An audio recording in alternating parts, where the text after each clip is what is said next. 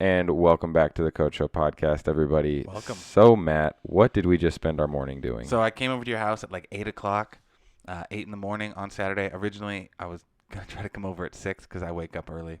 You said, But we tapped the brakes on that yeah, real yeah, yeah, quick. that wasn't going to happen. So obviously the goal was to start recording the podcast.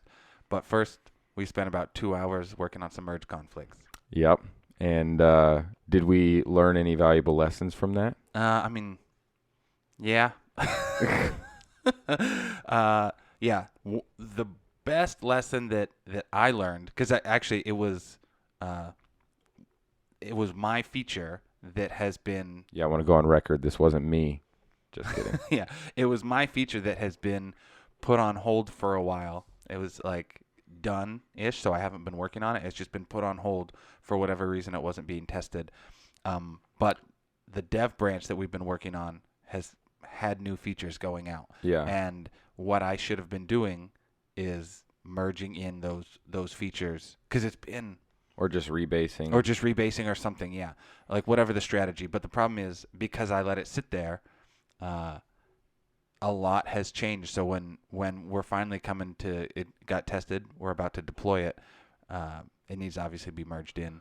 Well, to be fair, though, so actually now that I think about it, it's not really entirely your fault. It's kind of funny how this is like a combination of things, and merge conflicts tend to like compound Yeah, the yeah, yeah. more that you just Yeah. let them sit. So like for a little bit of background on this particular problem, part of this is my fault actually, because you did this feature a long time ago. You did it on Android. Yeah. We wanted to get it out on iOS. You did the feature. Well, so yeah. Also, I don't think it's even important to say whose fault it is. That's why I'm saying like lessons learned.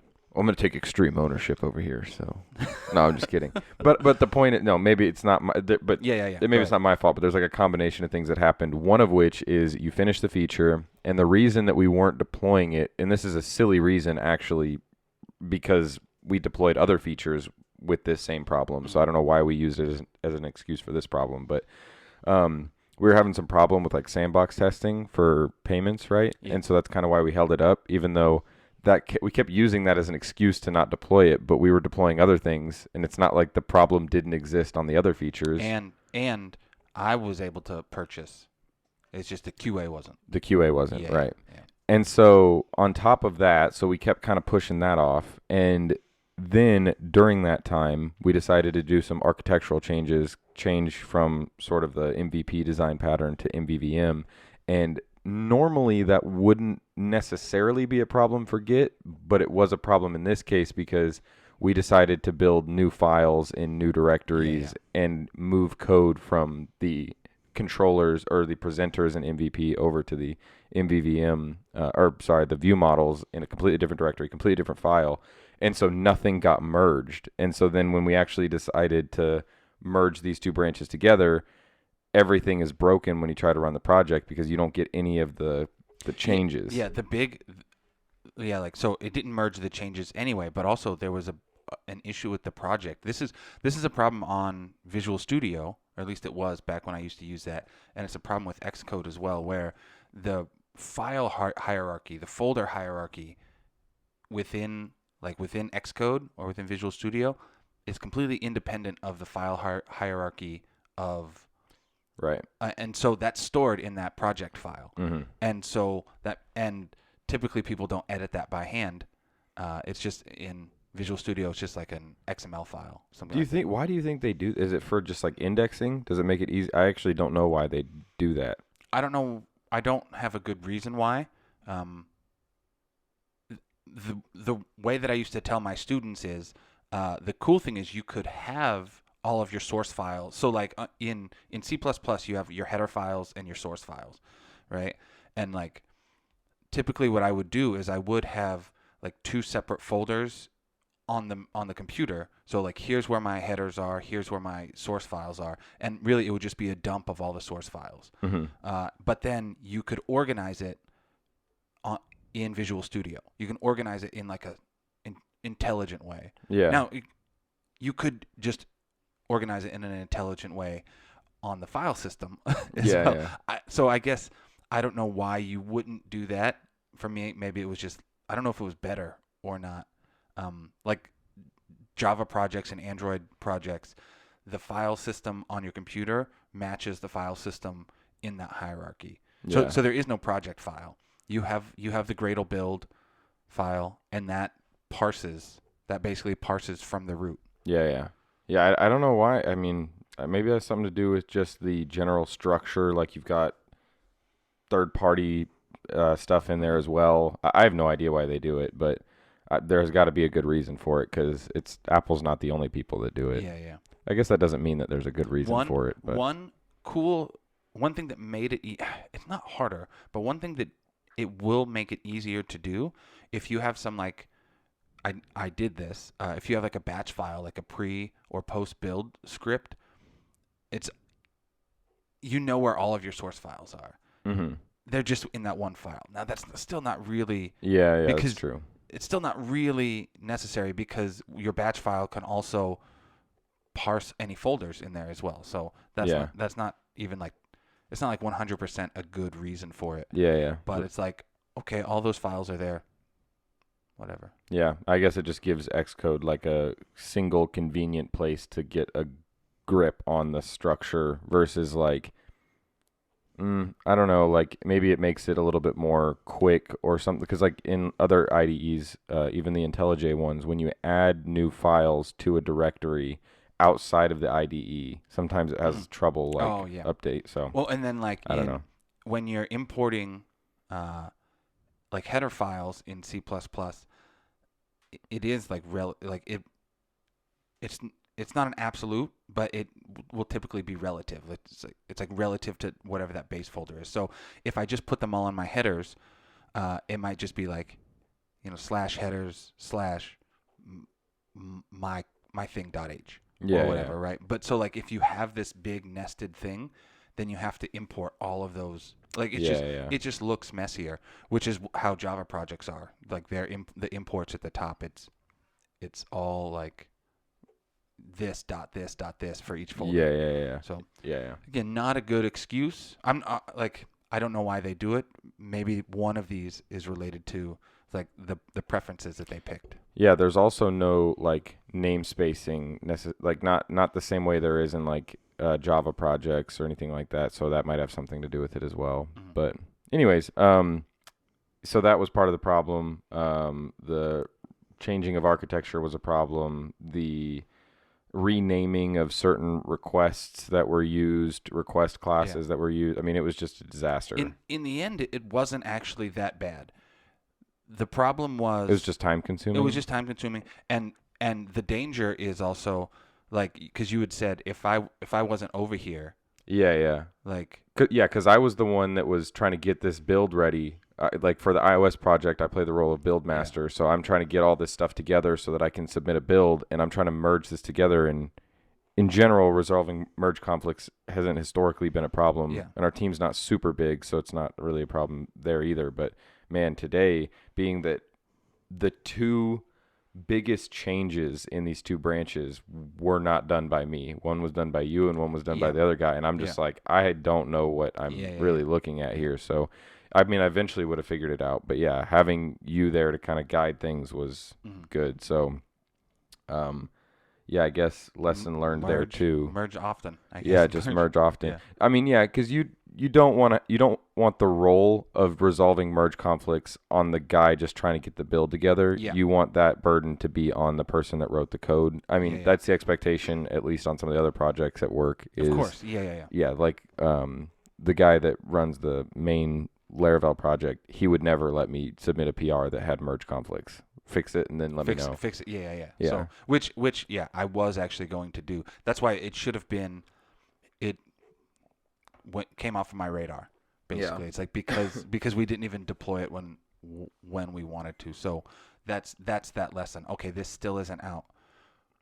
Spend some time each sprint merging in whatever new changes. That's just a good idea. Yeah, and I mean that's a symptom of just not I guess because the problem is that like I think a well-oiled developer machine shouldn't have let that happen. Not even just developer, just a team in general. We should have never let that happen. That branch should not have been in just pending deployment that long. Yeah. Like that should have gone out. Yeah. And some teams would never let that fly. Like some teams do like continuous deployment. And it's just like, if it's in there, it's getting deployed. If it's done at the end of the sprint, it's getting deployed. Yeah. Even if it's hidden or whatever. So anyways, lesson learned there. We just honestly, we are getting better in our team right now about trying to stick to the sprint, get the stuff out, not delay things. And in general, this shows why that's valuable, and we just need to keep sticking to that. So anyways, yeah, so life of a developer, sitting there resolving merge conflicts all morning and 8 in the morning on a Saturday. delaying the yeah, exactly. But I mean, it's one of those things that it just keeps you up too. Like last night, it was bothering me that like I have this half done. I've half resolved these merge conflicts, and I'm gonna have to do it in the morning, and it just kind of is like sitting there. So I mean, this is I don't know exactly how this relates, but we did mention this before as well. Like we joke that it's life of a developer, but I know that some people, I don't know exactly how to bring up this topic or even where I'm going, but it's just like it does remind me of extreme ownership. Like the fact is nobody is telling us, like our boss didn't call you up at 10 a.m. or like 10 p.m. last night and say, hey, let's get these merge conflicts out. Like nobody said to do that. You actually told me like, hey, like as we're going to go do this podcast, maybe we can figure this out. Yeah. No problem. And I said, yeah, no problem. I don't mind working. I just think that it's funny because it's life of a developer, but I just think maybe not everybody. Yeah, that's true. And I think as part of it, maybe not for every job, and I don't know what the line is, but that's the kind of person that I want to be. Is I want that ownership of the code base, of the feature, of whatever I'm doing.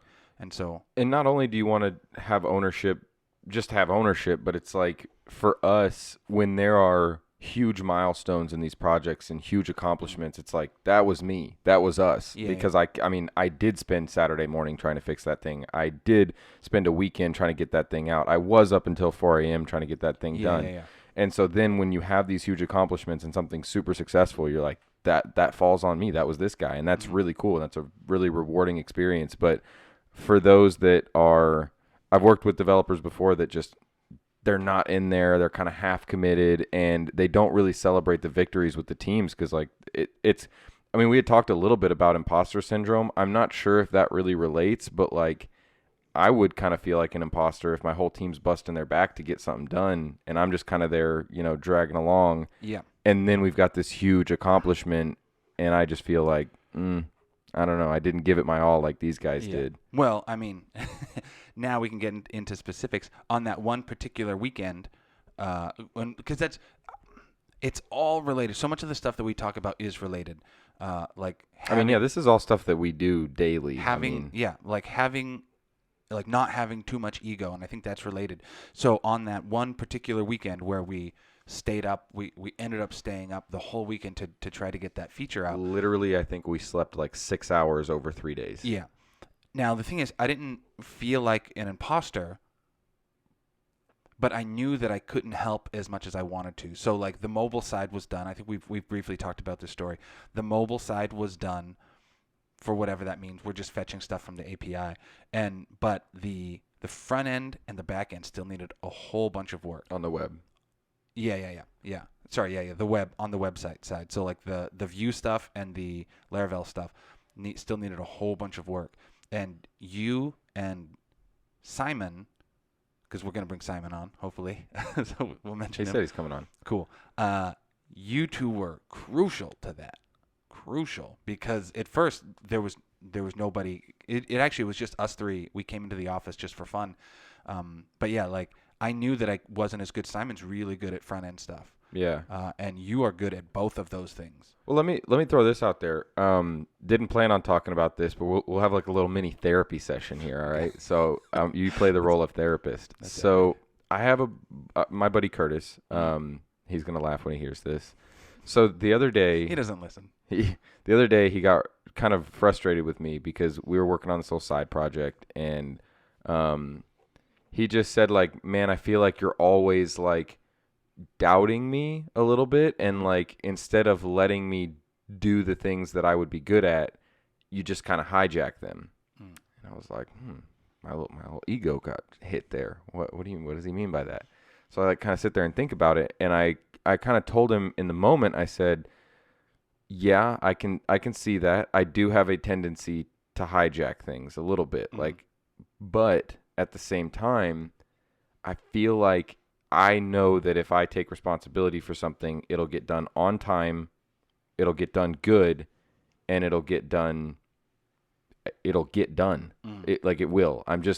That's just how I am. Yeah, Like yeah. I just know that I'm gonna get this thing done. I'm gonna get it done good. And maybe good is subjective. Maybe Yeah, that's yeah. my opinion that it's good because I did it. But like at the same time, I'm just saying like if you tell me that to be somewhere at a certain time, I'm there. You tell me to deliver this thing on this time, it's done. Like that's just who I am.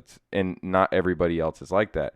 So I guess my thing is I really need to ask this to like Jocko. How do you I already know what he'd say. what would he say? How do It's I not do that?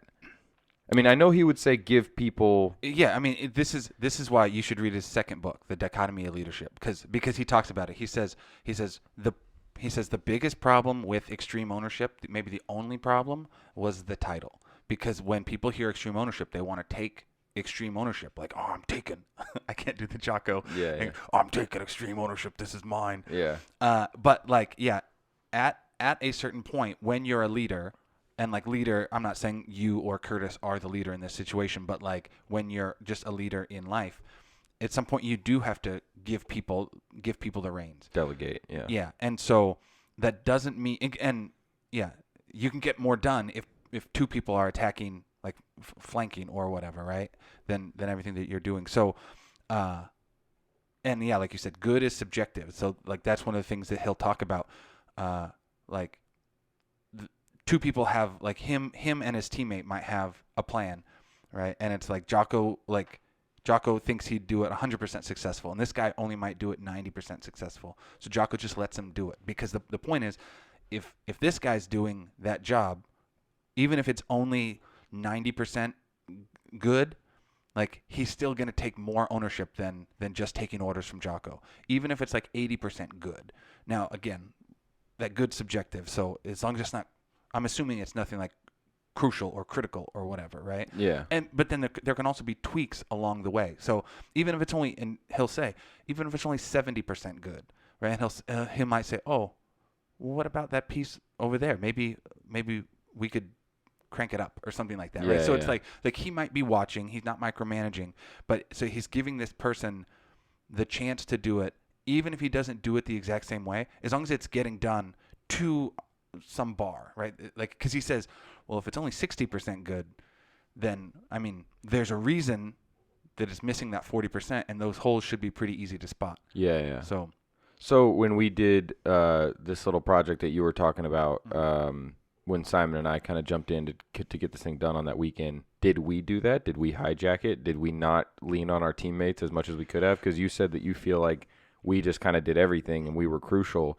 If we were so crucial, that feels like we didn't delegate enough to our teammates. well, the problem in this case is this isn't why because I didn't feel like an imposter in this case. I just knew I couldn't help because my Laravel skills aren't super high, my Vue skills aren't super high. So you did have a list of tasks, and I was doing them.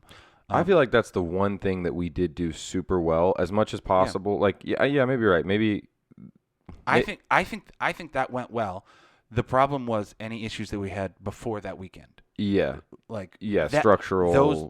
that weekend went by really well. Watching, and I was a part of it. I was doing whatever I could to like facilitate. I was doing. I honestly think you were a crucial part of it. Like communication, I just think a lot of developers too, a lot of software engineers, we just don't put enough emphasis or importance on that. It's like the code is what matters, but it's like there's so much more than that. Like the communication is everything. And I would say that is one of the reasons why that launch went, I wouldn't say well, but it went as well as it did. I mean, it went as well as it could have as well as it could have been. I think it was like 90% successful. Yeah, it was really good. And we had 2 days to crank out a feature that should have been done over the course of several months. Whatever, yeah.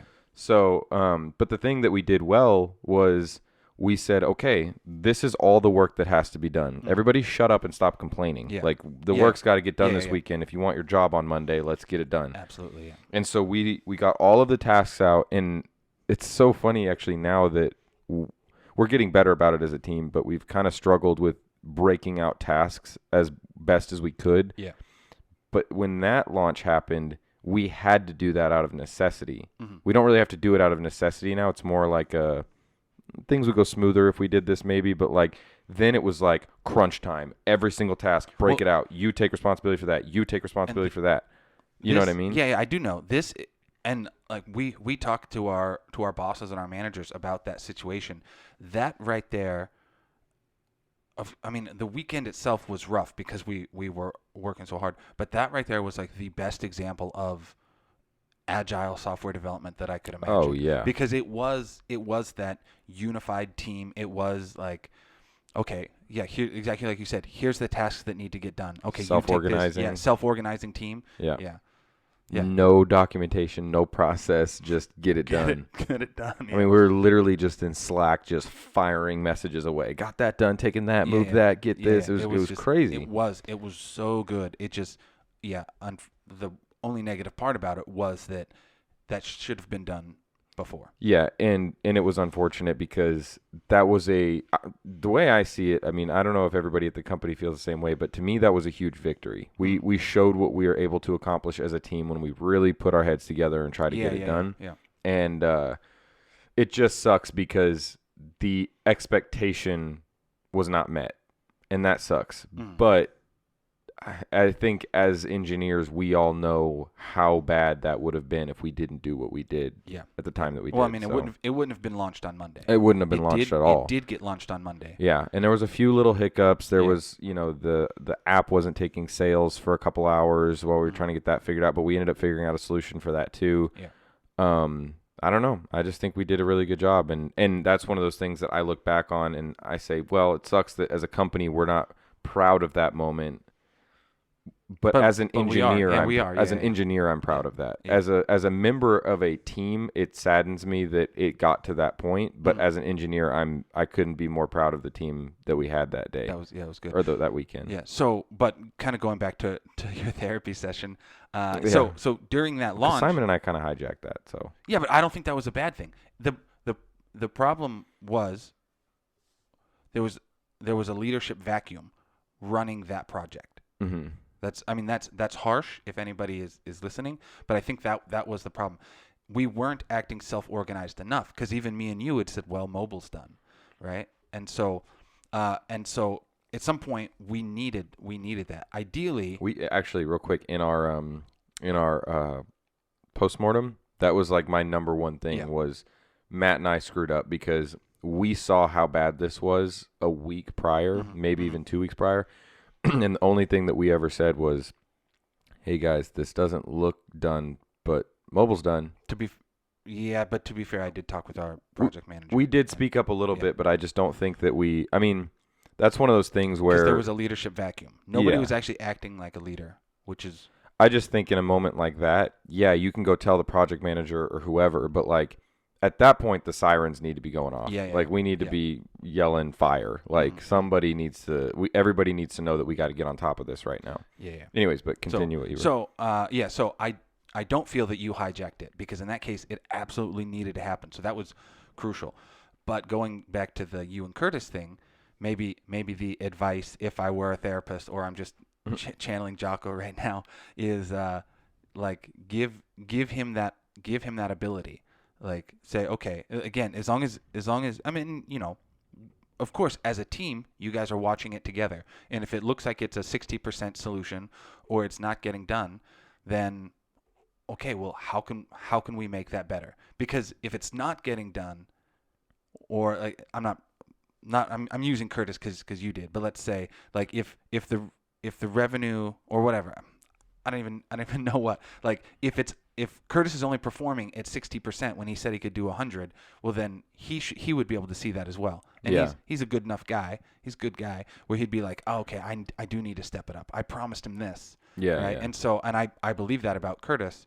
But yeah, if somebody's saying they could do it 100% and they're only doing it 60 and they're not listening and and they think that 60 is fine, that's when a change needs to happen. Sure. So with the whole Curtis situation, I'm trying to find a way to just say this. I'm just accounting of history right now, Curtis. If you're listening, I'm not saying anything that I'm just repeating exactly what happened. So, I guess the the thing was that like there was like Your ex friend Curtis. yeah my ex we're not gonna be friends anymore after this podcast. No, I'm just kidding. No, like basically what happened was my brain for some reason when I get on a project it's over like that I can't get off of it. Like my head just lasers in on that one thing. And it's almost like I have to satisfy the itch in my brain to like get some progress made on this thing so that like it becomes tangible, it becomes real. Like I don't know how people can live with like ideas. Like I can't do that. Like my brain doesn't work like that. Like if I've got this idea to do this thing, like I'm going to mess with it. I'm going to test it out. I'm going to see if this is viable. I'm going to have something tangible. You're really good at that, actually. Yeah, like I just like bootstrapping things really quickly, especially technology. It's not always super clean, but I don't know. So sometimes I got to get something out there. That's anyways.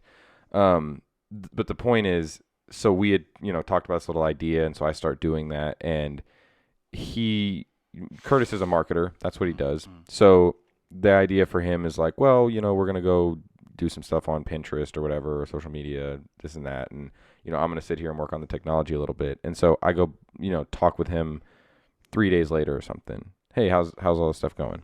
Oh, well, I don't know. I've just been like kind of busy. I'm like, okay, but like, I mean, I've been cranking some stuff out that I'm excited to show you. So I guess the real question for Jocko would be, he's going to probably just say like, don't do business with friends. Well, so the thing with Curtis is like the most insanely motivated person I've ever met. He's really driven, like insanely driven. It sucks that like for his sake, like the business opportunities that he's interested in are related to technology, and he can't build technology. He can market he can market the crap out of some technology, but like he can't build it himself. So like, whereas I can satisfy that itch and start building, he can't do that. So. Where am I going with this? He basically also another good quality of Curtis is that he's like the best hype man ever. Like if you ever wanted somebody to like get you excited about something, like this is your guy. He'll make you think you're the man. He tells me every day he comes into my house, he goes, man, you're top 5 programmers. And I was like, oh, I appreciate you think I'm in the top 5%. And he was like, no, you're top 5. If there's 5 developers that are at the top, you are top 5. And I don't know. I love the guy. Obviously, I'm not top 5, but he's just a great hype man. And so, anyways, the thing is like top 10 though, at least. Yeah. So the thing is like he's the guy that you would want to do business with. Absolutely. It's just hard because like especially in the early phases of a new technological project, like getting going is hard when you have a marketing guy that wants to apply himself, but he can't. And so you say like, well, just go focus on this thing for right now. Go build up this side of the business right now. And he just is either busy or. Can you get some deadlines? That like the accountability, because it's like, like I can understand it from just two different sides. And like, it's not like one is, well, in order to get stuff going, your way is better. But so that's the thing is, one of the benefits of school, we'll kind of go abstract.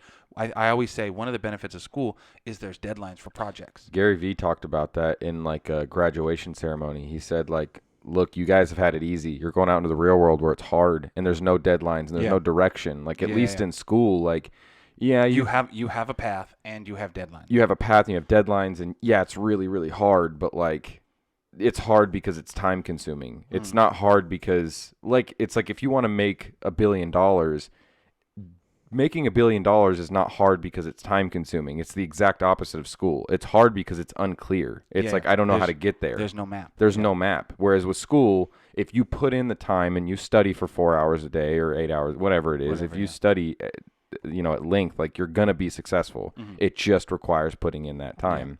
Sometimes you got to learn little study habits and stuff, but I mean, most universities, except for maybe like MIT or Harvard or something, like if you put in the time, you're going to get out and you'll be successful, I think. And that's at least what Gary Vee said. I mean, maybe I hope I don't make anybody mad by saying that. I went through college too, but I just think that's true. Like I just put in the time and I got out.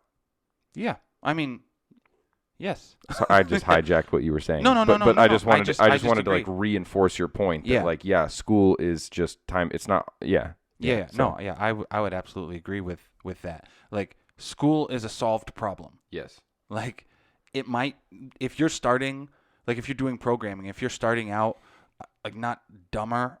So I don't know like the right way to say it, but if you're not as practiced with logic and doing puzzles, then or like maybe like if you're doing video game school, like you're not as comfortable with like some of the geometry stuff, you might have to study up more. Yeah. Yeah. But it's a solved problem. Like, people know how to learn linear algebra. Right. And in fact, the professor knows linear algebra, knows what he taught you, and is giving you a test on that. Right. So that, yeah, but like, market this new game.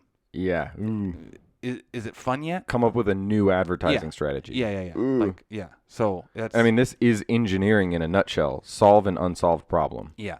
Literally, that's every app is different. Right? Yeah. There might be some obviously common like design patterns. So like there's a clear wrong way to do something, but there's not one definite right way to do something. Yeah, and it's always super unclear. Mm-hmm. And it gets even more unclear when you start working with other people. Yeah. So, I mean, that's engineering, but I mean, life is like that. Like, just becoming successful at any job, except for maybe like an entry level job, like anything that requires work to get, like, nobody had a map unless Yeah. you were born into some super wealthy family. There's another Seth Godin book called Tribes, and this is exactly what he talks about. It's about leadership, and one of the things he says is the reason leadership is hard is exactly that there is no map. Yeah. And then he says in one of his other books, he says like the number one complaint is Seth, like the author doesn't tell you how to do this, and he was like, that was the point of the book. Like, I can't tell you how to do it. If I could tell you how to be a leader, if I could tell you how to engineer the next Uber or whatever, like, it would already be done. Yeah. Like, and then it's not as valuable. Yeah. So. Some of this stuff is literally just random and luck too, like finding the right person, meeting the right person, stumbling across the right opportunity.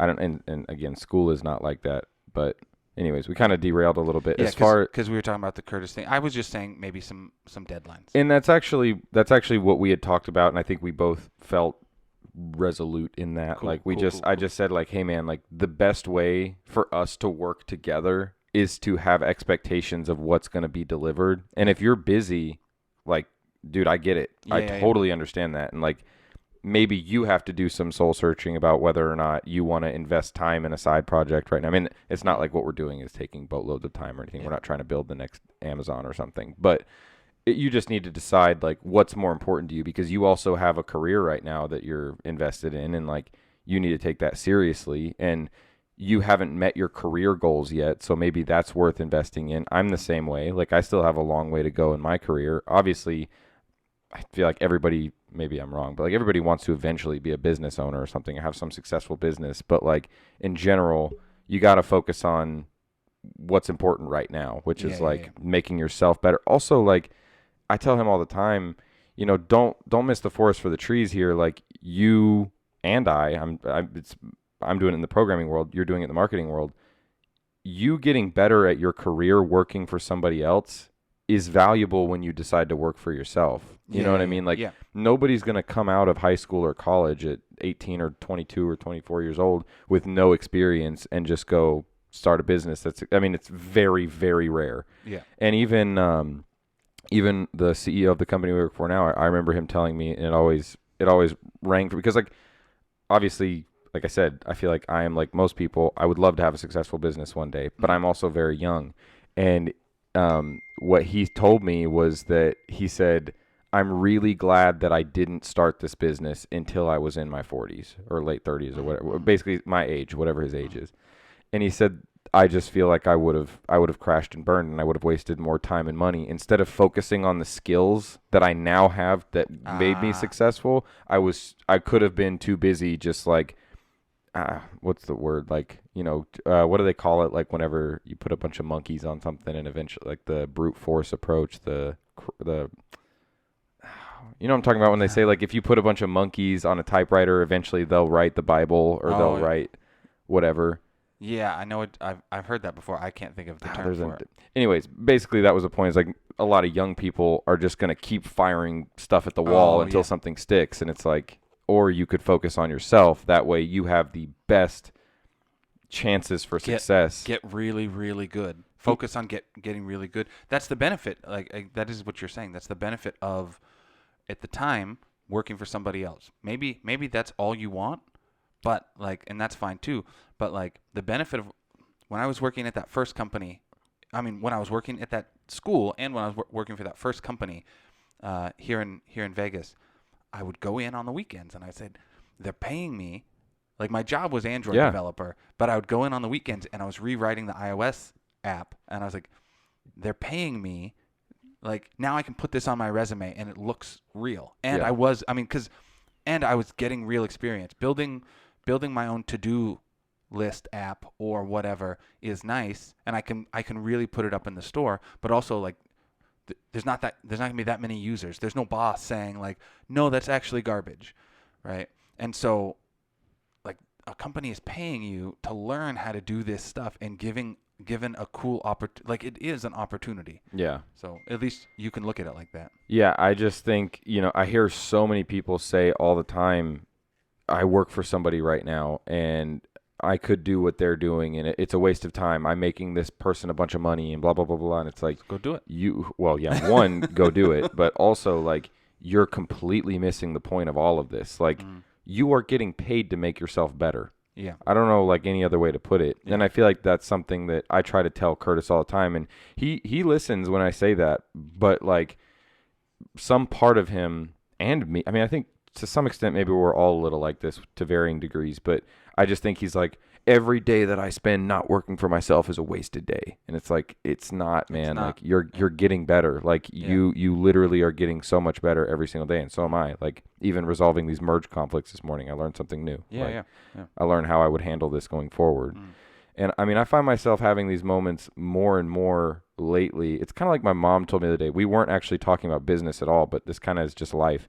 She just said, like, you are never going to have these profound life moments if you don't let them happen. Like, you have to be looking for them. Don't be blind. Don't blindly Mm. walk through life and just, like, ignore every sign and every Yeah. profound moment. Like, be looking for them. Find that profound moment in things that happen to you. And I feel like that happens to me more and more these days. Like, I'll be writing some code or something and I'll stop for a minute. I'll be frustrated. I might be even frustrated with a person. And I'll just say, like, there's two ways to respond to this. I can just keep being frustrated and banging my head in the wall, or I'll just, like, let me shift my attitude. Let me be nice. Maybe there's something in here for me to take away from this.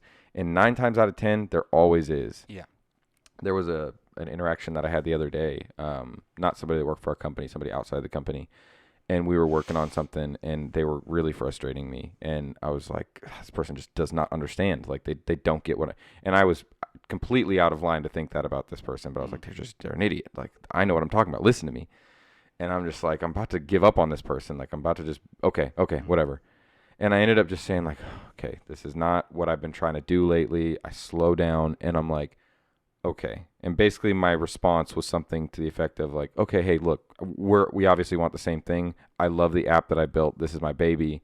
I just want to see what's right. So whatever you think, just tell me what it is that you want me to do, and then we can talk about it. And I just completely shifted my attitude. Tried to be much more agreeable and Yeah. Yeah. approachable. And at the end of it, I was like, man, I was out of line. Like I was just, and it ended up being like a profound moment because it was like, I just thought this person was stupid, and turns out they're not. That's not. Yeah. That's not a good way to go into something. Yeah, I just had these preconceived notions about this person and just completely wrong. I mean, that's a small one. That's going to happen in life to everybody is you're going to misjudge somebody and Yeah. feel like an idiot afterwards. That's a small example, but I have these moments all the time where I'm just like, wow, that was a big deal. And it only came from me working. Yes, I'm working for somebody else, but at the same time, I'm working on myself. I'm building Yeah. myself up every day and meanwhile getting paid. So Mhm. cool. Cool. Yeah. I I love feel that. like you have a really good attitude about this. Maybe this is more profound to a younger person. Curtis and I are a lot younger than you, but like just seeing this stuff earlier on. Me and him are actually like really fortunate to be in such a professional career early on. You know what I mean? Like Yeah. some people don't get that chance and they just work in entry level jobs until they're 30. I was And installing mirrors and shower doors when I was 23, maybe. And I think, oh no, I was either cutting pizza or installing mirrors and shower doors. yeah, So there you go. I just for me it's just maybe some of my successes come from one thing I got to work on is I do that situation I just said. I do that a lot where I'm just like, and it's a little bit like the situation with Curtis too, but like I'll just go into a situation and I just have this like negative mindset about like, just let me do this thing. Let me do this thing. Back off. Like get out of my way. You're creating a hurdle that I have to get around. Let me do it. And I always stop. My dad tells me that I did this as a kid too. And then I like stop, breathe for a second. And I'm just like, okay, let me be more agreeable. Let me be more approachable. And it always ends up working out better for me. But it's hard to get past that at the beginning. Jocko so. talks about that too.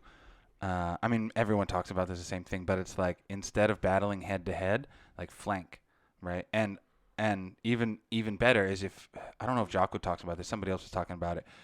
Yeah, no, it was Jocko and Echo on their podcast. But like solving that problem instead of like saying I got this idea, coming around to the same side and saying like, how can we solve that problem? Yeah. Which is exactly. It sounds like that was exactly the thing that you did. Yeah. Yeah, so my way doesn't have to be the best. Let's look at this as a problem that we can solve together. Yeah. I like the flank analogy because it's kind of like, let me bring you into where I want you to be in. Let me make this path approachable.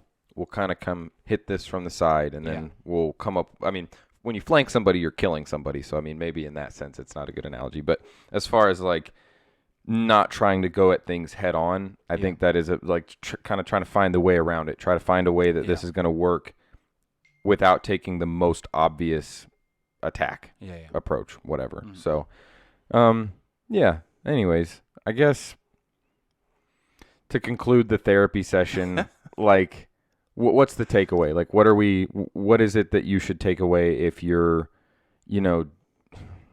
you're the type of person like me that maybe, I mean, honestly, can we agree that it's probably an ego thing, right? It's like, if you think that you're going to handle everything on time better and faster than everybody else, that's probably an ego thing, right? Because you're probably wrong.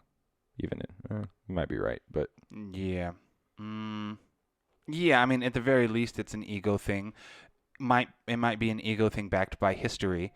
That's but what you just said is the thing that like reinforces the bad part of it. That's the part that I would want to. That's the thing that I want to talk to Jocko about. Is like his surface level answer of like, well, you got to give people a chance. You got to, okay, cool. What about after that? What about when I have a history of working with this? This goes beyond. This isn't just Curtis. This is just in general. Yeah. If you have a history of working with people that I mean, this is like where these psychological things come from. Like when you meet somebody, I've worked with people before for sure. Sometimes I'm this person, but more often than not, I'll work with somebody and they just don't want to listen to anybody else. They're just stuck in their ways. And that's probably because they have a history of dealing with maybe stupid people, who knows why. But like for me, I haven't worked with stupid people, but like I just feel like that's my history. At our current company, I wouldn't treat any of the guys that we work with like that because everybody is just so dang good. Like everybody is. Some of these guys will outperform me any day. So I think if there is a history, because he talks about this as well, like he's not going to micromanage unless he has to, right? And so what does that mean? Is like he'll give somebody some rope to be kind of free and do their own thing if they're not doing what needs to be done.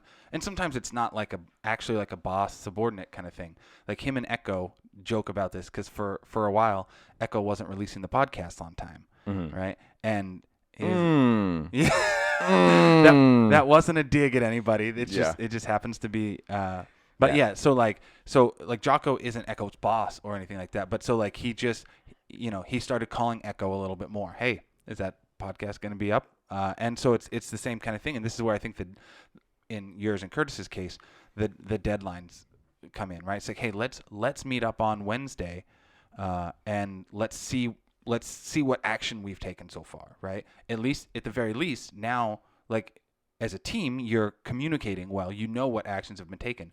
If no actions have been taken or less than you expected, it doesn't have to be a negative thing at first. Like, hey, maybe we can get faster on this. Can I help with that? Yeah, kind yeah. of thing. If they are just, it's hard. It is harder because it's a friend. If they are just not, if they're just not, Meeting your yeah, expectations. like meeting any expectations, or like, because to be fair, they would also not be meeting their own expectations. Hopefully. Right? If they're, if they're saying I'm gonna do X and I didn't do X, right? Then they're not meeting their own expectations. They should apologize and correct. I mean, Yeah. something similar happened on CODESHO with me where I didn't upload some videos, right? And I was just like, that shouldn't have happened. It won't happen again. Yeah, So- and I guess that's the thing is like if you have a situation like that and you mess up, you have to be the type of business partner and you have to work with business partners that will not under any circumstance get emotional about failure. It's just like I messed up, like whatever. Yeah. And I feel like that's kind of what I've tried to do with this whole me being late on uploading the podcast thing. You know, for a little bit of background for those listening, the podcast that is uploaded, 3 or 4 episodes before this one with Sean, that one was just a nightmare to edit. It was awful. We had so many problems with the Zoom call and getting the audio merged together. But I can't really get emotional about that. It's like you and I do this thing together. You and I both have an expectation that I'm going to get this thing out every week. And when I don't, it's not like I'm going to be like, well, Matt, you don't understand. I had blah, blah, blah going on. It's just well, like, the thing is, I do understand that because you are the only one editing. yeah. So like But still, the expectation was set, regardless of whether or not it's like fair that I'm the only one. It doesn't matter. Like we could talk about that later. But and that's one thing that I don't like. I hate that. I don't know what you think about that, but I hate when you're working with somebody, and somebody will say like, well, we set this expectation, but like that doesn't matter because it should have been this way. And it's like, we can talk about that. We can talk about that. We can talk about we fixing can fix it. That can be fixed. But the expectation was set, and you agreed to it. Yeah. So don't now backpedal and like if you're having a problem it's not like talk about it first. Talk about it first. Why are we talking about it after the fact? Why did you not deliver, and now this is the first that everybody else is hearing about it, and you're saying it happened because it should have been this way? No, you should have said that days into the thing or hour, whatever the time frame is. But man, I hate it when people do that. And so I guess that's what I'm trying to say now is like, you say, well, you're the only one editing the podcast. Doesn't matter. We both had an expectation that I'd get it out every week, and I didn't. If it was a problem for me, I should have brought it up before I was 4 weeks late on the podcast being uploaded. Yeah. Obviously, this is the most complicated one that we've had to edit. Doesn't matter, though. The expectation was set. That's what I'm saying. Fair, You're fair. doing what I should not be doing. Yeah, that's fair. That's fair. But, I mean, it's a lesson learned, and now you and I can talk about how we should better delegate editing responsibilities in the future. As well as figuring out how to edit guest podcasts. Yeah, and also one thing, this one just kind of steamrolled, and it got delayed because I had to edit the other ones and yada yada yada. In the future, I think one thing that we've been talking about is we record and then update 1 day later or upload 1 day later. We should be probably recording a week in advance and editing. Yeah. It's too difficult to. It takes hours just to edit, then it takes hours to render, then it takes hours to upload, and doing all of that, finding times to do each of those things in a 24-hour period is tough. So. But I don't want to talk about that after the fact. The expectation was set, and I didn't deliver on the expectation. So, and historically, it's been a problem. The thing that I really want to do, whatever it looks like, is every single Sunday we are uploading. Does not matter because I'd love to get there. Yeah. We've uploaded on a Monday or a Tuesday because things got late, or even a Wednesday, and now we're 4 weeks behind, and we shouldn't be doing that. Here's what I will say. Again, this is going back to setting the deadlines for like you and Curtis or whatever, setting the expectations.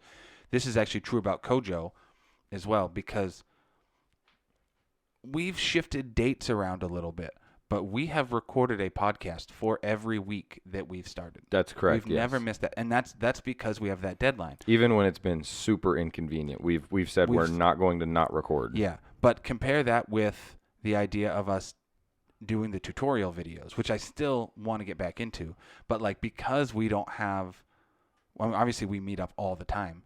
But like because we don't have like a check-in for the video or a check-in for whatever direction we're going with CODESHO, like that has dropped. Yeah. And we're okay letting it drop. Oh well, busy. Yeah. So but at least we didn't do it with the podcast because we both know. And so we'll talk about this as well later. Like maybe we can get back to. Anyway, the point is doing that check-in. whether it's a week or every 3 days, like you just know, okay, hey, let's go and let's do our stuff, and then, which is exactly why in agile teams they have the daily stand up. What happened yesterday? Are you blocked? Yeah. It's that kind of stuff. So Yeah, I guess the thing with the podcast was we both told each other in the very beginning, under no circumstance will we not record every week. Doesn't even if you go on vacation, that means we got to record the week before. That means we got to do so. Like, yeah, we're gonna work around life, but like every week there will be something recorded. And I think when we talked about doing the videos, it was more of like yeah, we should try to upload every week. Like something. Yeah, it wasn't as strict and it wasn't as planned. Yep. And we should. I mean, I don't know if it's also got to be reasonable. Like, it would be unreasonable for us to say we're going to record 5 days a week for the podcast or whatever. Like, obviously, that's not going to happen. So for the videos are harder than the podcast, because for the podcast, we just meet up, come in here, and start talking. Yeah. But for the videos, it's got to be like kind of planned out. You probably want some source code going into it that you can kind of. Well, what I was thinking of now we're talking about business, which is fine. Because I was listening to another Seth Godin book. I'm always listening to his books. And I was thinking, even if it's not great, it might be a good idea to write a blog post about whatever the topic is. Yeah. Right? Like ints, like data types in.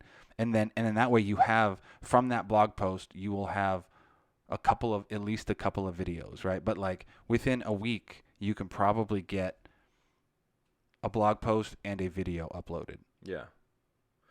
I also, on top, I think that's a good idea. On top of that, it's kind of the same thing, but I also think there's a bunch of guys on, it's iOS Programming is the name of the subreddit.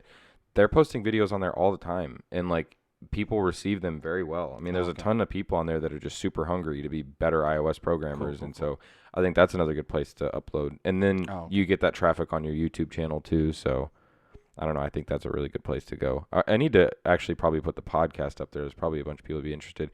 We don't talk about iOS programming exclusively, so yeah. But I mean, it's a big topic of the podcast. Obviously, that's what both of us spend a lot of time doing. That's what we do, yeah. We don't talk about Android because it's not as good. Because nobody really uses Android. Yeah. Well, I mean, we'll see how things are going to go with iOS. I mean, we were talking about doing it at the beginning, but maybe we can kind of end on iOS 14 a little bit. I don't know, man. We'll see. It seems like iOS is good, and they're listening to people, and they're adding privacy.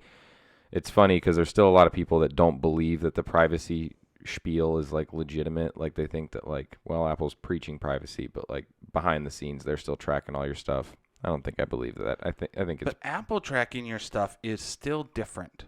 That still isn't that different if they're not selling your stuff?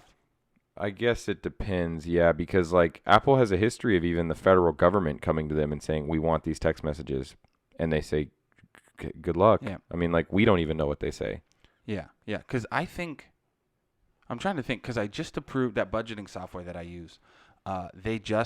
Because I'm like a long-time user, they said, hey, can we use your budget like anonymously, like for like day, like I don't even remember exactly what they asked. They asked like a series of reasonable questions, like we want to know how people, like how frequently people are looking at their budget, how much do they change stuff around, and like you've been a long-time user, would you allow us to use this like anonymously or whatever? And I was like, yeah, sure. Right. And they also said, we're not going to sell, like this isn't for selling. Yeah. And so I was okay with that. Obviously I like that company, and for yeah, you've been using them forever. If they wanted like a case study for their software, you're probably the man for that. I mean, yeah, people love YNAB, and so that's the name of the software. Today's video is sponsored by. And they get people like me submitting stuff all the time. Sometimes they get featured on their podcast. Yeah. They don't care about my story. Yeah. Yeah. I mean, I don't know. I think in general, like if Apple's doing what they're saying they're doing, then it is really secure. I mean, when it comes to like two-way encryption or whatever, it's like the keys are signed by both parties, not anything that Apple has access to. And I believe that to be true. I don't think that your iMessages, Apple can see them.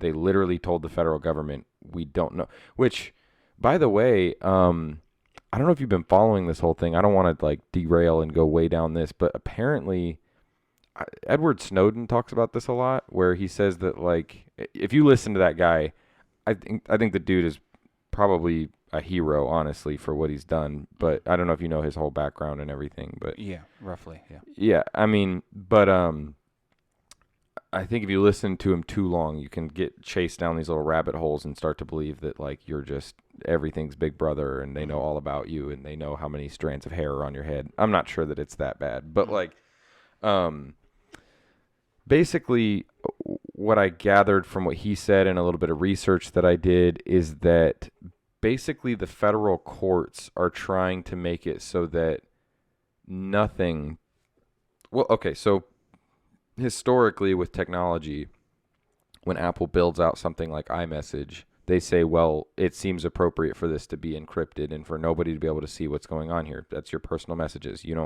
You don't want anybody to see that. Yeah. So they build it in such a way, as far as we are led to believe, Yeah. that they don't know what you have in there. And it's built in such a way that it is truly private and not even Apple themselves can see your messages. And that's been okay because Apple's a private company and that's what they built, and you're free to decide whether or not you want to use that. Yeah. Well, now the federal courts are kind of saying, well, that's not okay, actually, because we need to be able to subpoena that. And it's like, that gets into a whole mess. Like, how does that work? Like, does the federal government have a right to be able to subpoena text messages or phone calls or whatever? They definitely see phone calls that way. I mean, at least the federal government, I think that's why phone calls still work the way that they do. I mean, we haven't gone to internet calling really. I mean, we've gone to it a little bit, but like there's still a lot of phone calls over phone lines and over the traditional system, and the government does have access to all of that. Yeah. And they can tap into any phone call in the country and whatever. But text messages don't work that way. Mm-hmm. At least not iMessages. So, Well, that's interesting. I never thought about that. Yeah. It's like I feel like they shouldn't. What's the precedence? Why are they? Obviously, I'm not expecting you to have the answers. What's the precedence? Why do they have available access to the phone calls? well, I don't want to get political or anything, but here's the problem. Here's what Edward Snowden said, and I agree with him. The problem is that when they when they pitch these things, they say, well, what do you have to hide? Like, we're trying to, like, they'll use like some really bad situation. They'll be like, well, do you not want people to stop child trafficking?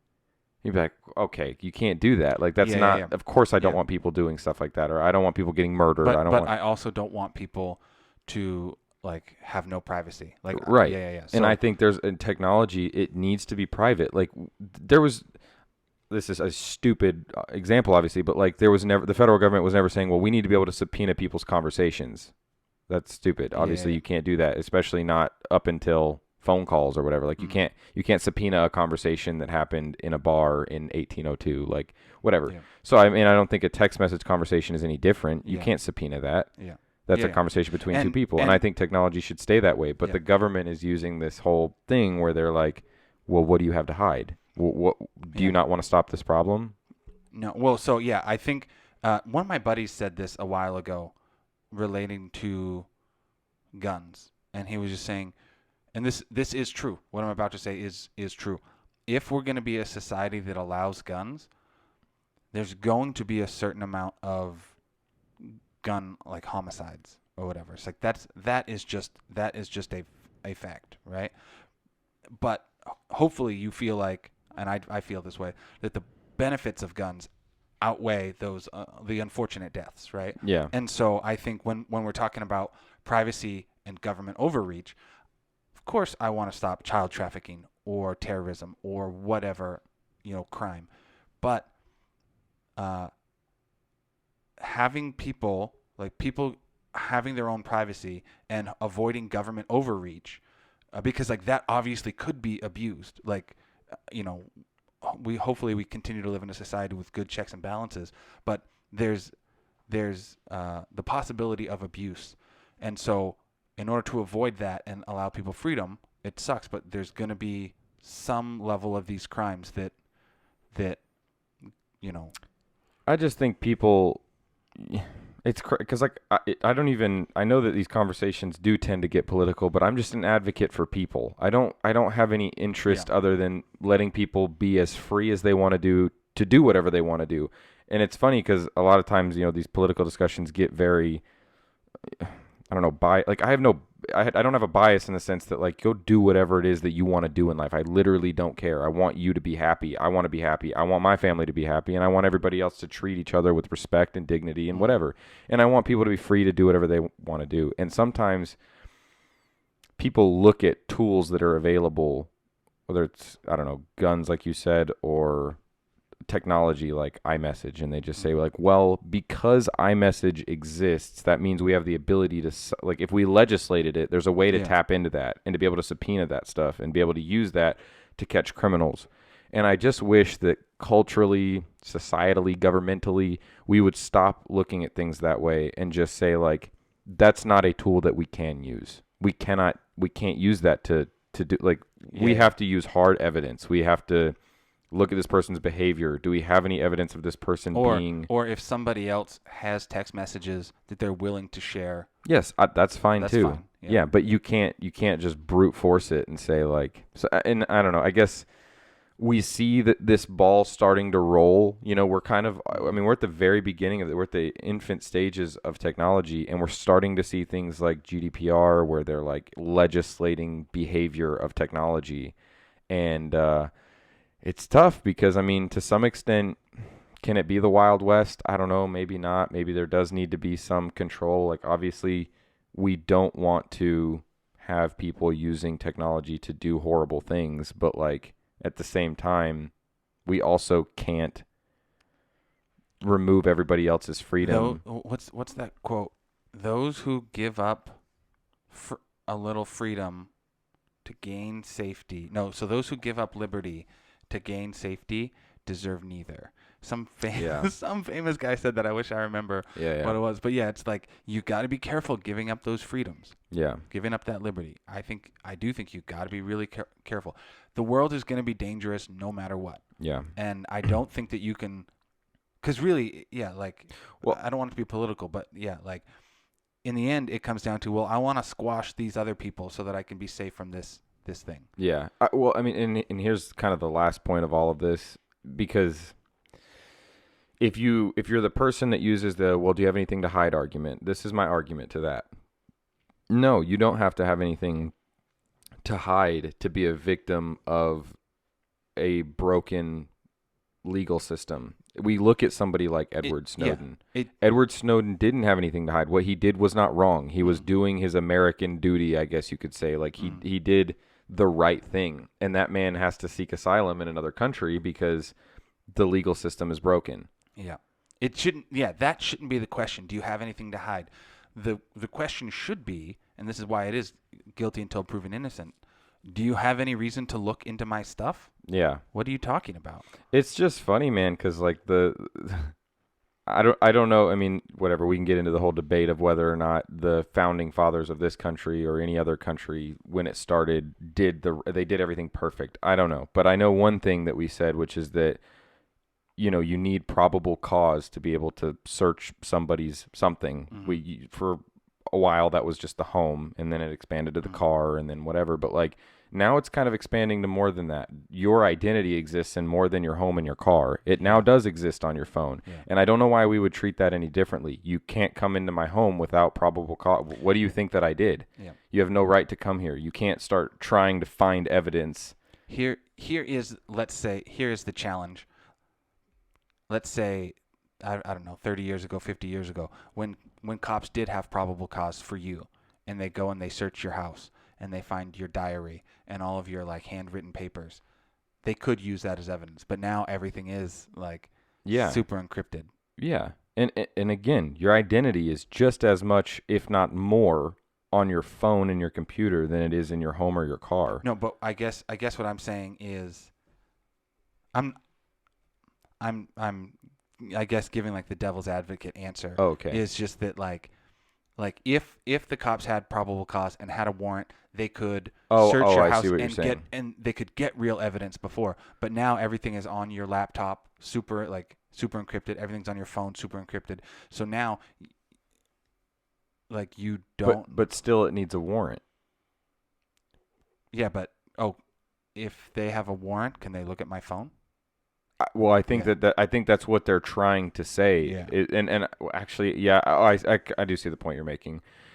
Yeah, I mean, So like if they do have probable cause, or they know that somebody was, I mean, yeah, I don't know. I see it's the hard. internet as a way of communicating. Yeah, it does hold data, but in general, it's a way of us to communicate. And again, you can't subpoena a conversation in a room. Like you can't do it. Yeah. So I don't understand why it would be okay to be able to subpoena a conversation. And I guess it's regardless of all of this, it just seems like dangerous territory to say I agree with we that. are going to now start legislating how companies have to build technology, and it Yeah. has to be built in such a way that the government can access whatever it is that you're doing on that platform. Mhm. Because here's the thing. I mean, this is, I guess, the biggest problem is when you come into my house with or without a warrant, it is obvious that you came into my house. Mhm. There's no like backdoor way of you sneaking Oh, around my house. Yeah. But if you have a backdoor into Apple's technology and you can read my conversations, what stops you from doing that without a warrant? Yeah, you're right. That's fair. I would fair. never Yeah. know. Yeah. I would say that the people of the country and Apple, if I never think that will be okay. I'll never agree to that. I'll never think that that's right. I would never vote for it. But if it did happen, it would have to be the sort of situation where Apple says, fair, if that's what you're going to legislate, in return, we have to send this person a notification saying that you're being watched. that you're being looked at. That is a good point. If the government comes in and takes my diary or whatever, the police come in and take my diary. First of all, I know that it's gone. Because it's a physical object, I literally don't have it. Yeah. Whereas with data, like you said, they could have a backdoor. They could just be spying on me for no reason. Second of all, it seems easier to fake data if it's just data versus I mean a diary versus like a diary. It would have to be. I got really horrible handwriting. Yeah. So people would know that it was my. And I guess that's the other thing. If you were to get access to some person's data, messages, or whatever, and I think Snowden talked about this, and I think this actually is the case right now, which is a good thing. If they do get access to data like your GPS location or something that says you were on the street corner at this time, that cannot be used in court. Like that's not admissible. Like you cannot use that. Because who knows whether it was hacked or if somebody else had your phone or whatever. Yeah. And that should always be the case. If you are able to subpoena a conversation, I still think that this is dangerous territory and we don't want to go down it. But if it was the case, then like you can't use that. You don't know that I sent those messages unless there was some way of like identifying that it was me. The camera was recording me while I typed or something. Yeah. But man, these are not far-fetched things. What I'm talking about, like maybe them doing something like that where the camera records you while you're typing, like that could happen. Yeah. I don't know. Anyway, is there a way to end this on a better note than that? That was real depressing what we just talked about. Accountability. Remember you and Curtis and Kojo. Let's have more like business meetings. Like we'll do our own daily check-in. You can do your own daily check-in if you're trying to study at school or whatever, or you're trying to study with Kojo. Do a daily check-in. Do a daily assessment or like a weekly assessment. Yeah. Did I really do what I needed to do? Like really? Oh, I know I was busy, but is this really important to me? Did I really do what I needed to do? Yeah. And did I deliver what others were expecting of me? Yeah. And if I didn't, don't use the well, it should have been this way approach. Just accept responsibility and find a way to fix it. Yeah, that's the extreme ownership. The important thing isn't the excuses, it's getting the job done. Yeah, and nobody will respect you if you just divert and pivot. Absolutely. And so Absolutely. anyways, I guess that's it. Episode 17. I forget what number. I know we're on. I'm like 90% certain we're 17 because I think I was just looking at the other episodes a minute ago. Cool. Sounds good. Anyways, episode 17. Everybody check us out on social media. Like, follow, subscribe. We appreciate If it. you have questions, I'd love to answer some questions. Absolutely. And that wraps it up. See everybody next week. Bye.